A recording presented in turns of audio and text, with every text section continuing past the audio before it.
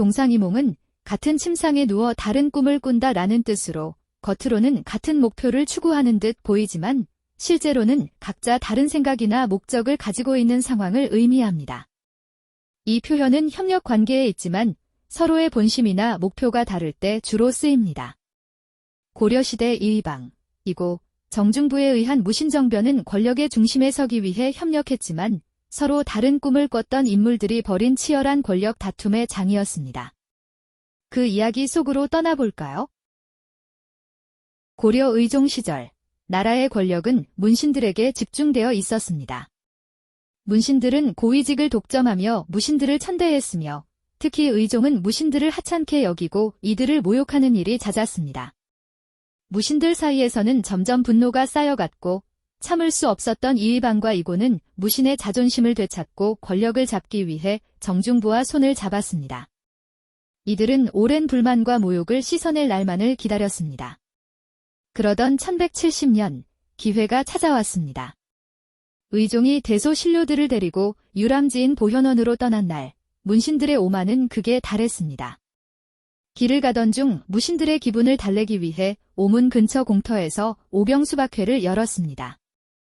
이 대회에서 대장군 이소응이 경기에서 패배하자 초급 문관에 불과했던 한뢰가 느닷없이 품계가 훨씬 높았던 이소응의 뺨을 때렸습니다. 하극상을 본 의종은 이를 제지하기는커녕 크게 웃으며 즐거워했고 이를 지켜보던 무신들은 분노를 이기지 못하게 되었습니다.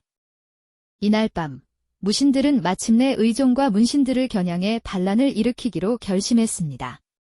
보현원에 도착해 의종이 잠시 쉬기 위해 자리를 비운 사이 이의방, 이고 정중부는 무신들을 규합해 문신들을 급습했습니다.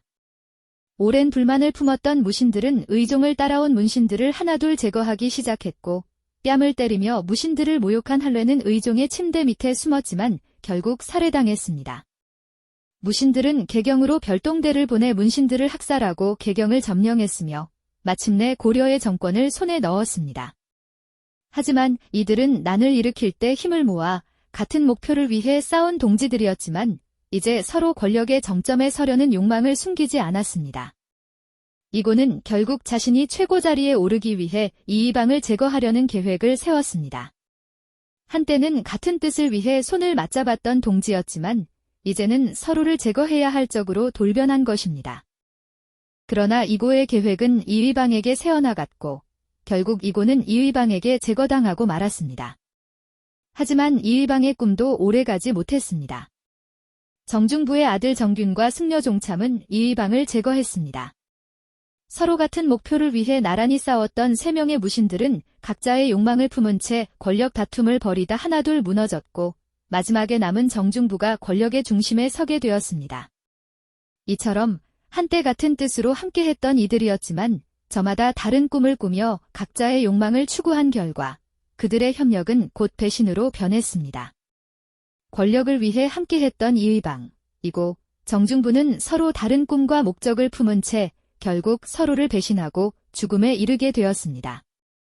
이 이야기는 동상이몽, 즉 같은 침상에서 다른 꿈을 꾸며 살아가는 사람들의 비극적 결말을 여실히 보여줍니다.